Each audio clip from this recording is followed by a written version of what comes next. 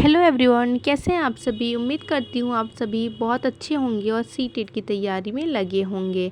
तो आज मैं आपके लिए एनसीईआरटी क्लास 8 की पॉलिटी का अध्याय 5 का हास्यकरण की समझ टॉपिक आपको कराने वाली हूँ। तो बिना किसी देरी के चलिए स्टार्ट करते हैं हम हास्यकरण की समझ के बारे में। मैं आपको पहले कॉन्सेप्ट क्लियर कराऊंगी, उसके बाद में आपको मैं मॉक टेस्ट के लिए क्वेश्चंस दूंगी। तो चलिए स्टार्ट करते हैं।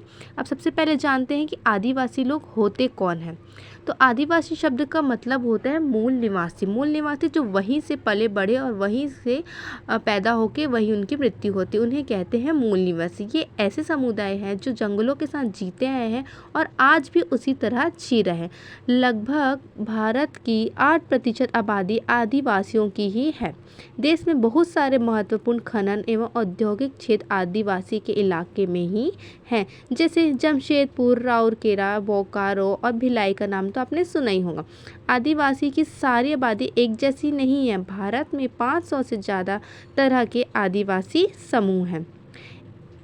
आज छत्तीसगढ़, झारखंड, मध्य प्रदेश, उड़ीसा, गुजरात, महाराष्ट्र, राजस्थान, आंध्र प्रदेश, पश्चिम बंगाल तथा उत्तर पूर्व के अरुणाचल प्रदेश, असम, मणिपुर, मेघालय, मिजोरम, नागालैंड, सिक्किम एवं त्रिपुरा आदि राज्यों में आदिवासी की संख्या सबसे ज़्यादा मानी गई है। अकेले उड़ीसा में ही 60 से ज़्यादा अलग अलग जनजाति समूह के लोग रहते हैं। आदिवासी समाज औरों से बिल्कुल ही अलग दिखाई देते क्योंकि उनके भीतर ऊंच नीच का फर्क बहुत ही कम होता है। इसी वजह से ये समुदाय जाति वर्ण पर आधारित समुदायों या राजाओं के शासन में रहने वाले समुदायों से बिल्कुल अलग नजर आते, क्योंकि इनके अंदर ऊंच नीच और भेदभाव का कोई ही असर दिखाई नहीं देता है। आदिवासियों की बहुत सारी जनजातीय मान्यताएं होती है। उनके धार्मिक विश्वास अन्य धर्मों से तो भिन्न होते हैं। वे अक्सर अपने पुरखों की, गांव और प्रकृति की उपासना किए करते। आदिवासी किन की उपासना करते? अपने पुरखों की, गांव की और प्रकृति की उपासना करते हैं। प्रकृति से जुड़ी आत्माओं में पर्वत, नदी, पशु आदि की आत्माएं हैं। ये विभिन्न स्थानों से जुड़ी होती है और इनका वही निवास माना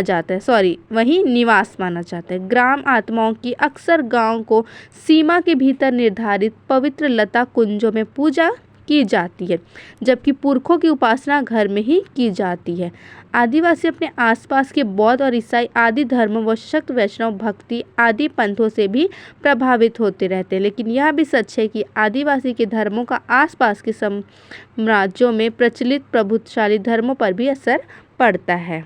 उड़ीसा का जगन्नाथ पंथ और बंगाल व असम की शक्ति एवं तांत्रिक परंपराएं इसी के उदाहरण हैं। उड़ीसा का जो जगन्नाथ का पंथ है और बंगाल व असम की शक्ति और तांत्रिक परंपराएं इन्हीं के उदाहरण हैं। 19वीं सदी में बहुत सारे आदिवासियों ने ईसाई धर्म को अपना लिया था और आधुनिक आदिवासी इतिहास में एक महत्वपूर्ण धर्म बन गया। आदिवासियों की अपनी भाषाएं रही हैं, उनमें से ज़्यादातर संस्कृत से बिल्कुल अलग और संभवतः उतनी ही पुरानी है।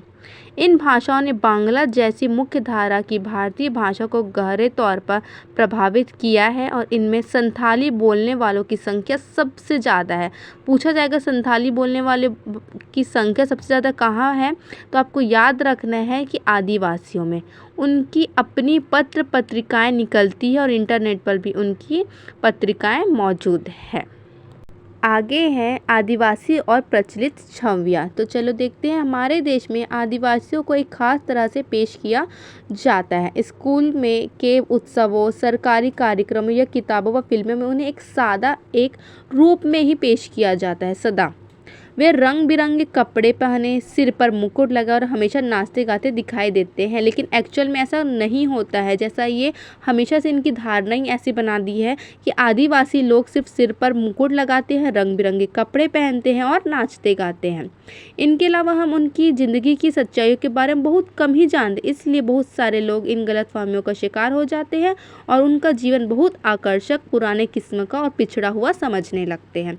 ऐसा दूसरे लोगों की मेंटालिटी हो जाती है कि आदिवासी लोग हैं, रंग बिरंगे कपड़े पहनेंगे, सिर पर मुकुट लगाएंगे और नाचेंगे गाएंगे, लेकिन ये गलत है।